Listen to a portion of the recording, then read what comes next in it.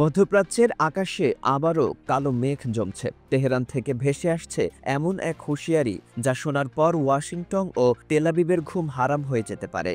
ইরানের বিপ্লবী গার্ড বাহিনী আইআরজিসি স্পষ্ট জানিয়ে দিয়েছে, ইসরায়েল বা যুক্তরাষ্ট্র যদি আবারও সামরিক আগ্রাসন চালায়, জবাব হবে এমন বিধ্বংসী যা শত্রুর কল্পনারও বাইরে। এই সতর্কবার্তা এসেছে এমন এক সময়ে যখন ১.৫ মাস আগে শেষ হওয়া রক্তাক্ত সংঘাতের ক্ষতচিহ্ন এখনও তাজা। তখন ১৩ জুন থেকে ২৪ জুন পর্যন্ত ইসরায়েল ও যুক্তরাষ্ট্র মিলে ইরানের সামরিক ঘাঁটি, পারমাণবিক স্থাপনা, এমনকি আবাসিক এলাকাতেও ক্ষেপণাস্ত্র ও বিমান হামলা চালায়। লক্ষ্যবস্তু ছিল নাতানজ, ফোর্দো আর ইস্পাহান, ইরানের ৩টি গুরুত্বপূর্ণ পারমাণবিক কেন্দ্র। ধোঁয়া, আগুন আর ধ্বংসের গন্ধে ভরে গিয়েছিল সেই রাতগুলো। তেহরান এটিকে সরাসরি আগ্রাসন বলেই ঘোষণা করেছিল, আর প্রতিশোধ নিতে আইআরজিসি চালায় অপারেশন ট্রু প্রমিস ৩। ২২ দফায় ইসরায়েলের সামরিক ঘাঁটি ও প্রতিরক্ষা অবকাঠামোতে ক্ষেপণাস্ত্র বর্ষণ হয়। এমনকি কাতারের আল উদিদ মধ্যপ্রাচ্যে যুক্তরাষ্ট্রের সবচেয়ে বড় সামরিক ঘাঁটিও টার্গেটে পড়ে। ২৪ জুন রাতে যুদ্ধবিরতি হলেও উত্তেজনার আগুন নেভেনি, আর সেই আগুনে নতুন করে ঘি ঢেলেছে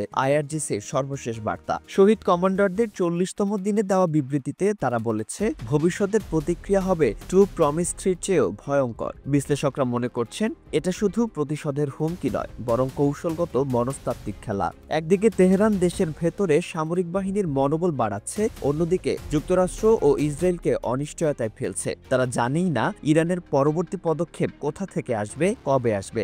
আঞ্চলিক নিরাপত্তা বিশ্লেষকরা সতর্ক করে বলছেন, যদি ইরান তাদের হুমকি বাস্তবায়ন করে, তবে এর প্রভাব পড়বে শুধু ইসরায়েল বা যুক্তরাষ্ট্রে নয়, বরং কাতার, বাহরাইন ও সংযুক্ত আরব আমিরাতের মতো মার্কিন মিত্রদের ঘাঁটিতেও। সেখানেও আছড়ে পড়তে পারে ইরানি ক্ষেপণাস্ত্রের ভয়াল ছায়া। আরো বড় ব্যাপার হলো, এই ভাষণ ইরানের কূটনৈতিক অবস্থানও বদলে দিয়েছে। তারা এখন শুধু প্রতিরক্ষায় সীমাবদ্ধ নয়, বরং যে কোনো সময় আগাম আঘাত হানার সক্ষমতাও দেখাচ্ছে। এতে কূটনৈতিক সমাধানের দরজা সংকুচিত হয়ে যাচ্ছে, বাড়ছে সামরিক সংঘর্ষের ঝুঁকি। এখন অনেকেই ভাবছে, ইরানের হাতে কি আছে? হতে পারে সাইবার হামলা, ড্রোন স্কোয়াড্রন, কিংবা দীর্ঘপাল্লার হাইপারসনিক মিসাইল। শত্রুর জন্য যেটাই আসুক, সেটি হয়তো আসবে হঠাৎ, তখন যখন তারা সবচেয়ে কম প্রস্তুত থাকবে। তাহলে কি আমরা দেখতে যাচ্ছি অপারেশন ট্রু প্রমিস ৪, নাকি এই হুঁশিয়ারি যথেষ্ট হবে উত্তেজনা ঠান্ডা করার জন্য?